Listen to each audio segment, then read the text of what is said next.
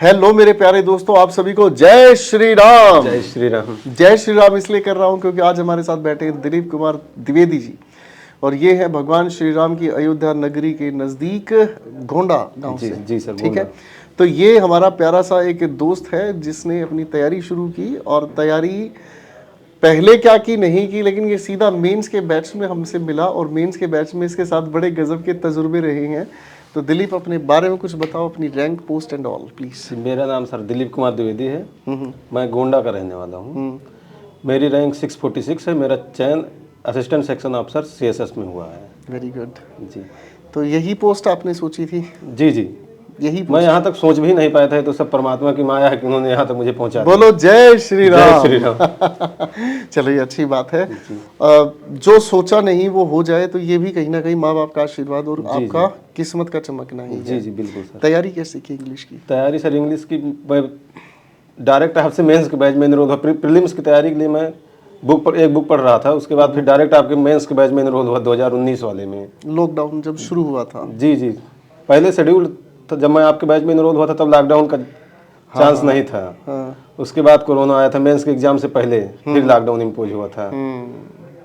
तो उस दौरान ऑनलाइन पढ़ने का मतलब कैसा एक्सपीरियंस रहा? क्योंकि उससे पहले तो ऑनलाइन जैसी चीज़ों पर इतना नहीं जाते थे स्टूडेंट्स। जी जी, तो लॉकडाउन में तो फ़ायदा मिला होगा उस चीज़ का? सर फायदा क्या, बहुत असीम कृपा रही और बहुत असीम फायदा हुआ उसका।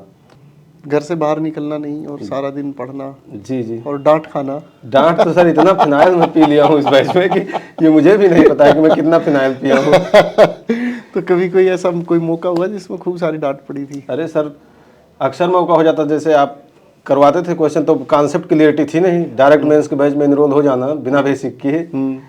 तो फिर जब मैं आपसे क्वेश्चन कर लेता था तुरंत, जैसे आप समझाते थे नहीं आता था तो मैं तुरंत कमेंट कर देता था।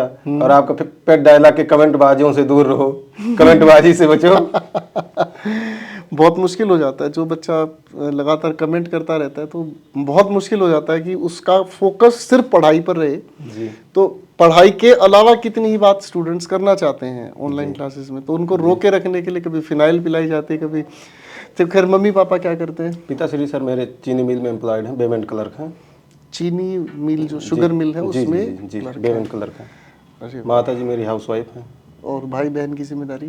जी, बहन बड़ी है और भाई छोटा है, वो तैयारी कर रहा है अभी, आपके अंडर गाइडेंस है। अच्छा, अभी पढ़ रहा है। चलो, उससे मेरी वीडियो कॉल पे बात करना। जी जी बिल्कुल बिल्कुल। और बताओ बेटा, तैयारी मतलब 2019 में तो अब सफलता मिली है, इससे पहले भी कोई? नहीं, क्यों, पहली सफलता है सीजीएल के थ्रू, उसके बाद ईपीएफओ एसएससी में हुआ है। ईपीएफओ भी हो गया है? जी जी जी। तो उसकी ज्वाइनिंग क्यों नहीं ली? नहीं, तो अभी रिजल्ट उसका बाद में आया है। अच्छा, उसका बाद में? अभी जल्द में आया दो है। विकल्प आपके पास हो गए हैं। जी जी। फिर तो वो वाला अपना मतलब तार्किक होगी बात, अब की बार आखिरी बार जी जी कि एक बार तैयारी करो, कोई भी पेपर आए बेड़ा पार है। जी जी जी। तो नहीं, सिलेक्शन तो सर जी ईपीएफओ में टोटल इंग्लिश की वजह से ही मेरा हुआ, क्योंकि 50 क्वेश्चन सबसे ज्यादा वेटेज उसी का है उसमें।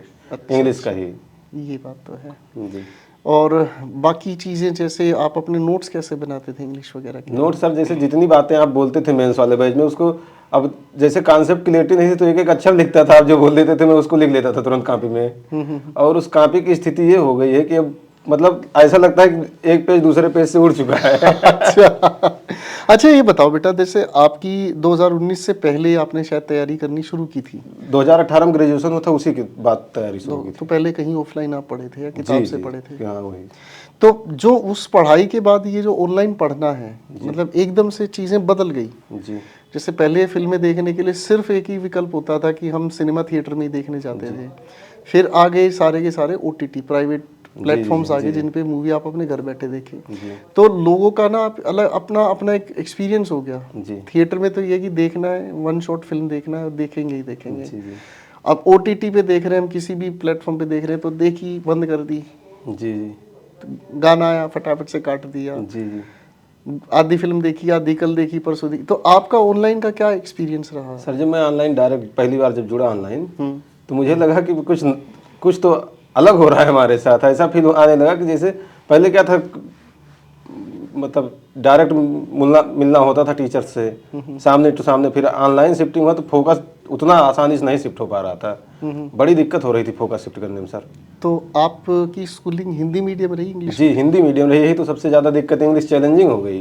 चैलेंजिंग हो गई जी यार। बहुत सारे ऐसे बच्चे हैं दिलीप भाई के जो बच्चे हिंदी मीडियम से तैयारी करना चाहते हैं, लेकिन उनके मन में इतना ज़्यादा डर बैठा होता है कि हम हिंदी मीडियम के बच्चे क्या मतलब एक अफसर बन सकते हैं, तैयारी कर सकते हैं, उनके लिए क्या सलाह देना चाहिए? उनके लिए सीधा सलाह है सर जी, ब्लाइंड ट्रस्ट पहली बात अपने टीचर पर। ब्लाइंड ट्रस्ट, जो कह रहा है उसको करना है। अगर आप ट्रस्ट नहीं करेंगे तो धोखा खाएंगे, जो कि मैं खा चुका हूँ। 19 से 23 हुआ तो धोखा ही तो खाया हूँ कहीं ना कहीं। ये बात तो 4 साल अगर कुछ ना कुछ तो मैंने अपनी तरफ से भी अपना दिमाग चलाया होगा, तभी इसीलिए धोखा लगा है। तो 2019 से 2023 तक के बीच का जो है, एक भी फाइनल सफलता नहीं थी, बस प्रीलिम्स मेंस, फाइनल मेरिट से बाहर लगातार। तो इसमें मतलब अपनी तरफ से जो आप करते थे, अपनी तरफ से टीचर को ना मानकर अपनी तरफ से नहीं टीचर, उसमें सर क्या हुआ 2000, जैसे गांव से हैं हम एकदम, तो गांव में क्या होती है, अब यूपीएसआई की वैकेंसी आ गई थी बीच में। भटकाव सर, बस वही थोड़ा भटकाव आया। फिर रिटर्न दिया तो उसमें अच्छे नंबर भी आए, क्योंकि तैयारी तो मैं एसएससी करता था, मेंस दे रहा था उससे पहले, तो स्कोर अच्छा आया। अब ये हुआ कि फिजिकल की तैयारी कर लेते हैं, तुरंत नौकरी लग जाएगी, क्या मतलब है इतना समय बर्बाद करना। तो अगर गुरु को नहीं माने, गुरु की बात ना माने, तो भटकाव, और उस भटकाव की वजह से कई साल खराब करके फिर बाद में होश आता है कि ये क्या। जब 2 साल मेरे उस बीच में लगभग 1.5-2 साल गए, उसके बाद बड़ी भर्ती आई, फिर मैं आपसे एकदम जीरो से जुड़ा। मैं कहा कि अब नहीं, अब की बार धोखा नहीं करना है। फिर आपका बैच लिया तो उसमें बीओडी प्लस वो दोनों था, तो मैं कहा कि अब बीओडी से पढ़, तब मैं बीओडी से आपका पूरा पढ़ा, लाइव बैच चल रहा था, लेकिन बीओडी से जल्दी से अपने कवर किया। फिर उसके बाद जब बीओडी कवर किया तब फिर पॉजिटिव रिस्पांस आना शुरू हुआ कि लगा नहीं। और जब लेकिन सर जी मुझे क्लोज टेस्ट और उसका फायदा आपसे मेंस वाले बैच में ही हो गया था, उसका तरीका आ गया था कि कैसे करना। जैसे आप एक यूनिक तरीका सिखाते हैं क्लोज टेस्ट, कि पहले ऑप्शन पढ़ लो 5 कह क्या रहा है, उस ऑप्शन पढ़ लेंगे तो लगभग क्लियरिटी आ जाएगी कि जैसे इसमें क्या क्या फिलअप करना है दिखने लगेगा। फिर उसके बाद पैसेज पढ़ो, पूरा पैसेज पढ़ लो, एक बार रीडिंग ले लो, क्लोज। पैसेज पढ़ते पढ़ते तब तक आधे आंसर दिमाग आपके बना ही देता है, वो फिर उससे भटकता नहीं। जी दिस इज नाइस। ये यूनिक फायदा वहाँ मुझे मेंस वाले बैच में ही मिल गया था कि ऐसा किया जाएगा तो कुछ फायदा होगा इधर। बहुत अच्छी बात है। तो मैथ्स आप किससे पढ़े? मैथ गगन प्रताप सर से, पूरा एकदम कंप्लीट 0 to मतलब सब कुछ उन्हीं का है। सब कुछ नहीं का, सब कुछ एकदम, बहुत मतलब मैं साष्टांग लेट सकता हूँ एकदम से उनके सामने मैथ के लिए। देखो ये तो सच बात वही है कि जो बच्चा अपने आप को सरेंडर करता है, जो अपने गुरु की बात मानता है, उसको सब कुछ मिलता है जी। वरना भटकते रहो, भटकने का कोई अंत हो नहीं सकता। तो इंग्लिश में वोकैबुलरी वगैरह कैसे तैयार की? वोकैबुलरी सर आप करवाते थे, वोकैब का बैच ही चलाते थे उस समय। एक फ्री में बैच इनरोल करवाए, वोकैबुलरी का बैच जी पहली बार उसी बार हमें लग रहा है इनरोल ही करवाए थे, फ्री में वोकैब का बैच ही चला दिए थे पूरा पूरा। उससे मदद लिए थे सर जी। तो यूट्यूब के जंजाल से कैसे बचे? यूट्यूब के जंजाल से सर जी ऐसे बचे क्योंकि हमारे पास हर चीज़ का गाइडेंस था, गाइडेड ना, तो यूट्यूब में जाना नहीं हुआ ज़्यादा। कि जैसे बाकी तो बहुत से लोग हैं सर बता देते हैं कि तो YouTube पे किसी ने ये नहीं कहा आपको कि मतलब YouTube पे जाओ, कंट्रोवर्सी चल रही है, उस टीचर ने उसके बारे में कह दिया, उसने उसके नहीं, वो तो सर जी जैसे क्या है, कोई टीचर किसी टीचर का तो बच्चे केवल मजा लेने जाते हैं दोनों तरफ से। कि चलो इधर से कमेंट मारते हैं, उधर से भी कमेंट बाजी करते हैं, भरपूर मजा लेने जाते हैं उसमें। चलो जैसे आप रिसेंट मोटिवेटरों की देख रहे हैं, वैसे जब टीचर की चलता है तो ऐसे बच्चे भरपूर मजा लेते हैं। हाँ, ये बात दोनों साइड से मोटिवेशन मिलता है बच्चों को कि चलो ठीक है, टाइम पास हो रहा है। जी, अच्छा टाइम पास करते हैं। अच्छा एक बात बताओ, क्या आपने ऑनलाइन जैसे आप मेरे बैच में पढ़े, ठीक है, तो क्या आपके मन में ये नहीं है कि यार मैं सर से पढ़ रहा हूँ, मेरे को किसी और से भी पढ़ लेना चाहिए? क्योंकि ये सवाल हमेशा बच्चों के मन में रहता है कि सर आप ये पढ़ा रहे हो, वो टीचर ये पढ़ा रहा है, आप इतनी क्लास में ख़त्म कर रहे हो, वो इतनी क्लास में, मतलब इसका मतलब वो वहाँ घूम के आया है। जी। आपके मन में कभी ऐसा नहीं? तो सर जब इतना मैं पहले ही बोला कि सर अपने मेंटोर पर एकदम ब्लाइंड ट्रस्ट होना चाहिए। जब तक ब्लाइंड ट्रस्ट नहीं होगा काम नहीं चल पाएगा, नहीं तो फिर वही भटकना होगा। मैं भटका नहीं, लेकिन मैं डिरेल हुआ था तैयारी से, क्योंकि मैंने पूरा मार्ग ही बदल दिया था अपना। बाकी इधर उधर उतना तो नहीं भटका सर कि जैसे किसी और टीचर पर, क्योंकि जैसे विश्वास होता है तो मुझे आप पर सर विश्वास पहले से ही था, क्योंकि सुना बहुत था आपके बारे में कि कभी। खेल तो सारा विश्वास का ही है कि आप कितना समय मतलब टीचर को देना चाहते हैं, केवल तभी संभव है कि वो टीचर आपको मंजिल तक पहुंचाए। तो जीएस वगैरह कैसे मतलब पढ़ते थे? सर मैं जीएस की नोट्स वगैरह बनाया था, बुक्स वगैरह थी और नोट्स बनाया था प्रॉपर, तो उन्हीं को बार बार रिवाइज करता था और रिसेंट प्रीवियस ईयर क्वेश्चन करता था। प्रीवियस ईयर का क्या रोल है मतलब? सर एसएससी मुझे जहाँ तक लग रहा है 80% तो पेपर प्रीवियस ईयर ही बेस्ड रहता है, 80 के लगभग 90% रहता है। वोकैब तो लगभग कंप्लीट प्रीवियस ईयर बेस्ड रहता है। और वोकैबुलरी मतलब सारा ही प्रीवियस ईयर रहता है, लेकिन फिर भी बच्चे के मन में एक भटकाव रहता है कि हिंदू न्यूज़पेपर मैं पढ़ लूँ, मैं ये पढ़ लूँ, वो पढ़ लूँ, उससे हो जाएगा, इससे हो जाएगा। क्या ये सच में सेंसिबल है बात? मुझे सर जी नहीं लगती है, क्योंकि अगर जैसे रीडिंग के लिए पढ़ा जाए तो रीडिंग के लिए पैसेज से बेटर ऑप्शन द हिंदू नहीं दे सकता, क्योंकि पैसेज क्या हमारे एग्जाम का आया हुआ है, तो हमको इससे लगेगा। और फिर प्लस हम क्वेश्चन वगैरह करते हैं तो हमें ये लगेगा कि कहाँ तक हमारा सही हो रहा है, कैसे क्या कर रहे हैं, कितना सही सटीक अर्थ निकाल पा रहे हैं उसका। और अगर हम जैसे द हिंदू उठा ही लिया, अगर हिंदी मीडियम का बच्चा द हिंदू उठा लिया तो ऐसे बेहोश हो जाएगा एक बार में। वो मतलब द हिंदू न्यूज़ पढ़ने का कोई सेंस बनता है, या जो आपको फिक्स्ड वोकैबुलरी कराई जाती है बैचेस में वो, और जो आपको फिक्स्ड कॉम्प्रिहेंशन पैसेज है, पैरा जंबल है, क्लोज टेस्ट वगैरह जो कराया जाता है, जो फिक्स कराया जाता है, वो ज़्यादा बेटर है? सर जी फिक्स्ड वाला एकदम परफेक्ट है, कुछ करने की जरूरत नहीं है। जितना सर जी आप लोग करवा देते हैं उसके आगे अगर आप एक्स्ट्रा एफर्ट लगा रहे हैं तो समझे एनर्जी वेस्ट कर रहे हैं।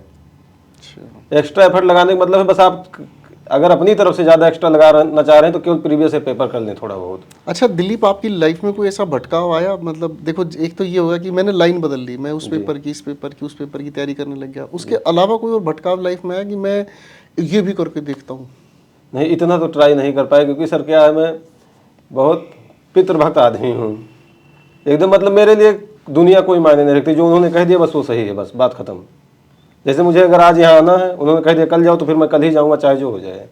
बहुत अच्छी बात है, बहुत अच्छी बात। क्योंकि सर जी पिता से बड़ा गाइडर कोई हो नहीं सकता इस ब्रह्मांड में। हमको जाहिर तौर पर लग सकता है कि जैसे वो हमें लगेगा क्योंकि भाई हम इस एज में है कि वो हमें रोक रहे हैं, मतलब सरकार स्वतंत्रता हमारी बाधित कर रहे हैं। ये अयोध्या की मिट्टी में है कि ये पितृभक्ति है तो है तो है सर जी। अब मतलब भगवान श्री राम को अगर आदेश दे दिया था कि 14 वर्ष का वनवास है तो वो है, वो मान लिया, पलट के पूछा नहीं।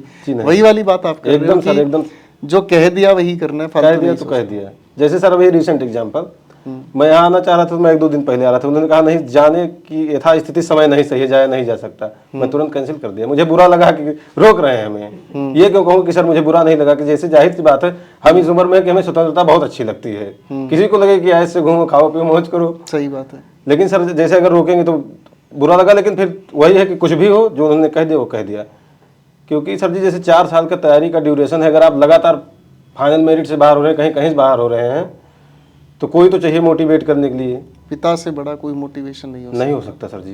जैसे मैं कभी भी निराश हुआ, जब निराश हुआ, जब इस जीवन में, मैं डायरेक्ट उन्हीं से बात कर लेता था, अपने पिताजी से डायरेक्ट। और परमानेंट बात होती है, कोई भी दिन नहीं जाता है जब बात ना हो। कम से कम बहुत रेयर बच्चे आपको मिलेंगे जो अपने पिताजी से इतना ज़्यादा बात करेंगे। मैंने एक लाइन पढ़ी थी कुछ दिनों पहले कि मतलब जिंदगी में जो सबसे बड़े मुश्किल काम होते हैं ना, वो सब कर लिए मैंने, लेकिन कभी अपने पिता के गले लग के रोया नहीं। जी जी। जो इंसान कोई भी गलती करके अगर अपने पिता के गले लग के नहीं रोया ना, तो उसे तो मैं कहता हूँ ब्रह्मांड में कोई माफ़ नहीं कर सकता। नहीं।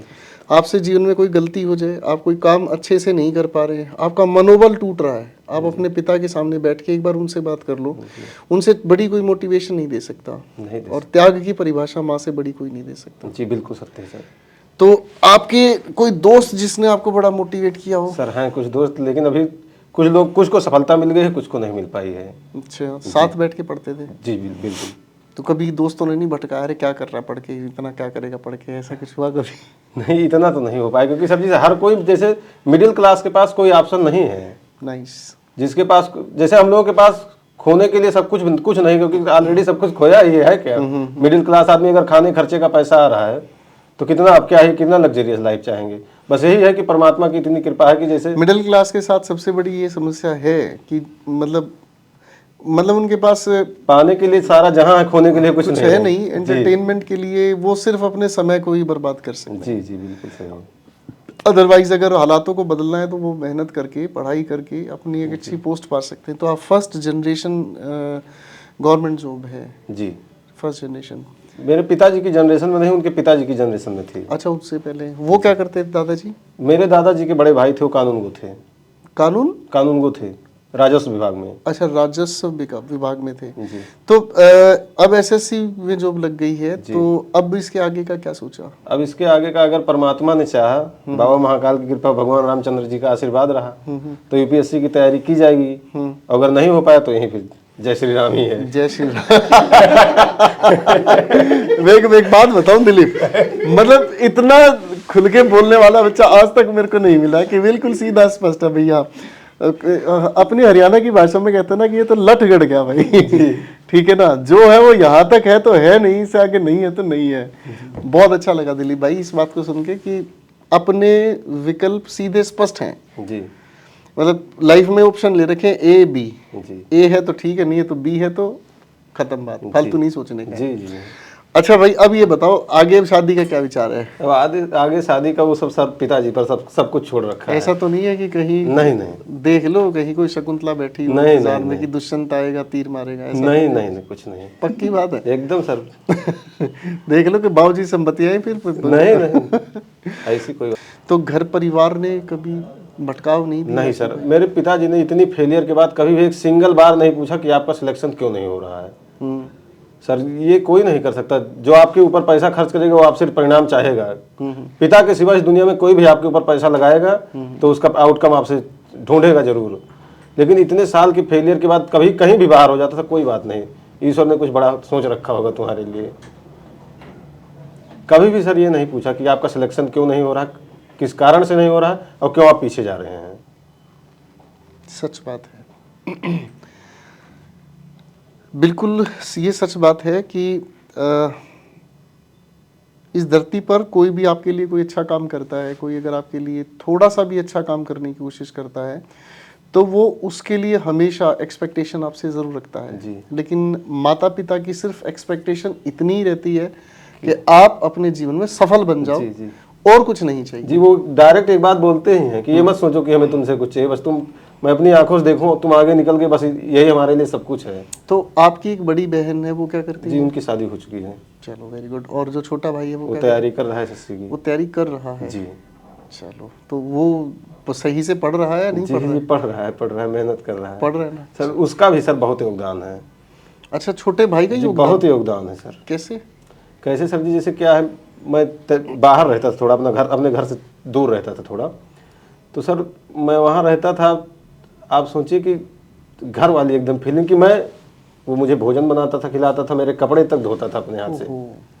सर मैं जैसे मेरा शेड्यूल थोड़ा उल्टा था पढ़ाई का। कैसे?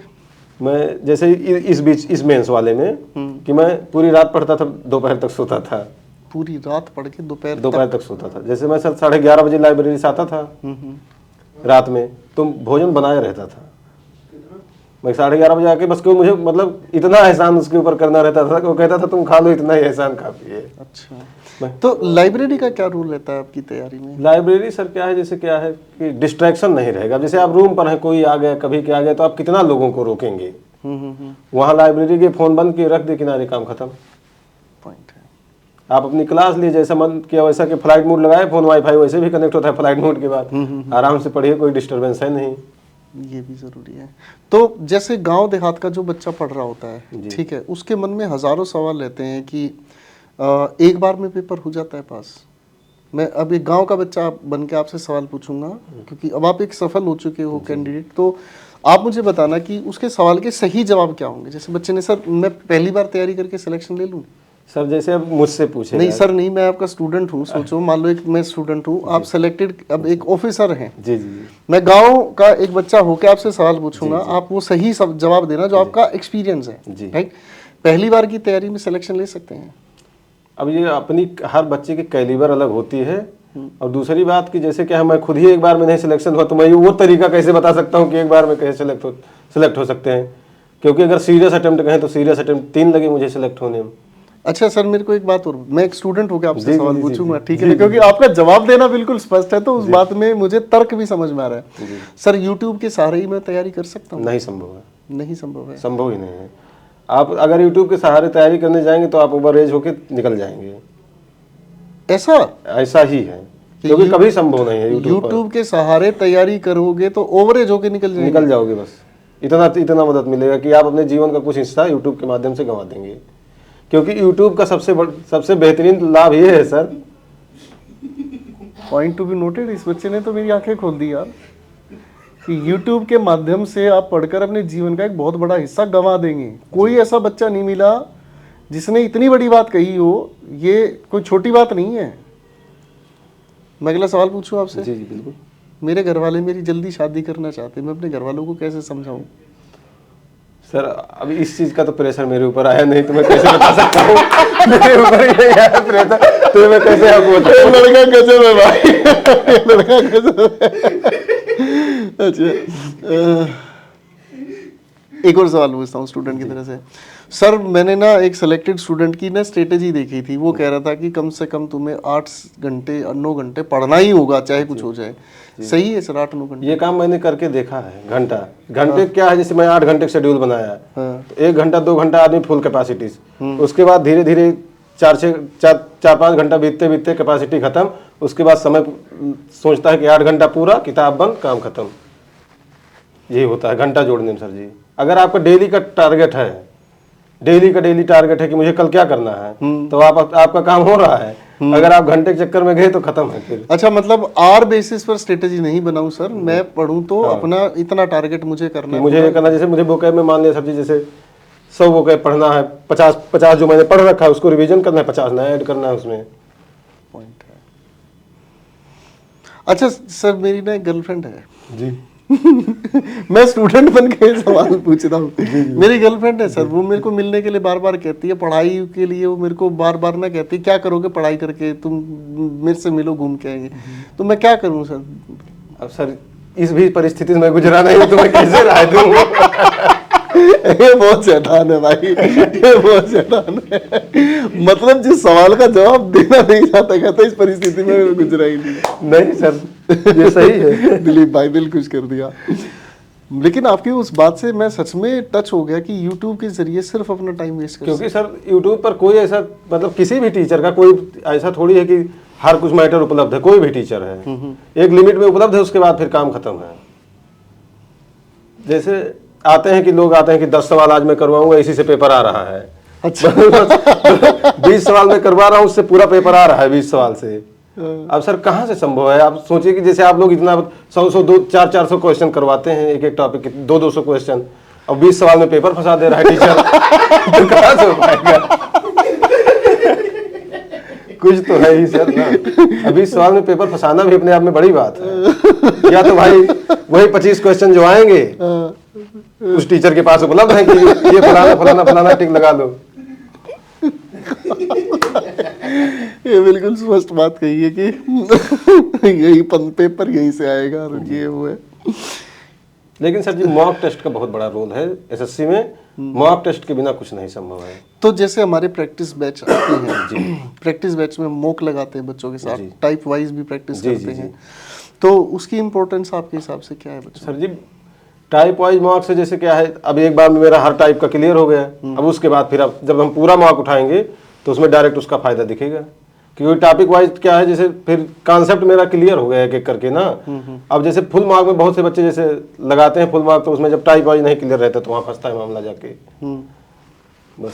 अच्छा, एक अपनी जो वहाँ की भाषा है ना जी, उस भाषा में एक मतलब 1 मिनट के लिए मुझे वो भाषा सुना दो और बच्चों को ना एक अच्छा सा मैसेज दे, जो पहली बार पढ़ रहे होते हैं। फिर उसके बाद मैं आपके साथ चाय पीऊंगा और मैं कुछ आपसे फिर पर्सनल बातें करूंगा जो ऑन स्क्रीन नहीं कर सकता। ठीक है, तो अपनी भाषा में कैमरे को देखकर उन बच्चों को एक बार जरा गाइड करो, जो बच्चा बिल्कुल ये सोच के बैठा है कि मैं गाँव से हूँ, मैं गरीब परिवार से हूँ, मेरे को बिल्कुल इंग्लिश नहीं आती है, ऐसा वैसा, जो अपने मन को खुद हराए बैठा है। जी। उस बच्चे के लिए एक अच्छी सी मोटिवेशन आप दो। भैया देखो गुरुजी लोग पर पूरा विश्वास क्यों, जो हमारे इस चक्कर में पड़े हो अपन दिमाग लगाओ। तो जैसे 19 से लेके 21 तक बर्बाद किए ना, समय 2 साल हम वैसे बर्बाद करके बैठ जाबो, बाकी कुछ कह ना पाइबो, आराम से मौज करबो। सही बात है। ठीक है बच्चों, तो मुझे बड़ा अच्छा लगा दिलीप से बात करके। तो मुझे ये बात करके बड़ा अच्छा लगा कि कोई बच्चा इतना सरल हो सकता है। मैं बहुत सारे बच्चों से बात करता हूँ, इंटरव्यू वगैरह लेता हूँ, इंटरव्यू से पहले इंटरव्यू के बाद भी हम बात करते हैं बच्चों के साथ, और उसके बाद हमें महसूस ये होता है कि कहीं ना कहीं वो बच्चा छिपाता है अपनी चीज़ों को, वो बताना नहीं चाहता, खुश करने के लिए बहुत कुछ चीज़ें बोलता है। लेकिन दिलीप जितना स्पष्ट बोलने वाला लड़का पहली बार मैंने देखा है, जो बिल्कुल खुल के बोलता है कि जो पढ़ना है गुरु ने कह दिया वो पढ़ना है, फालतू का दिमाग ही नहीं लगाना। तो इतना समर्पण जो होता है उस समर्पण के सामने तो मैं भी झुकता हूँ कि इतना समर्पण कहाँ से आए।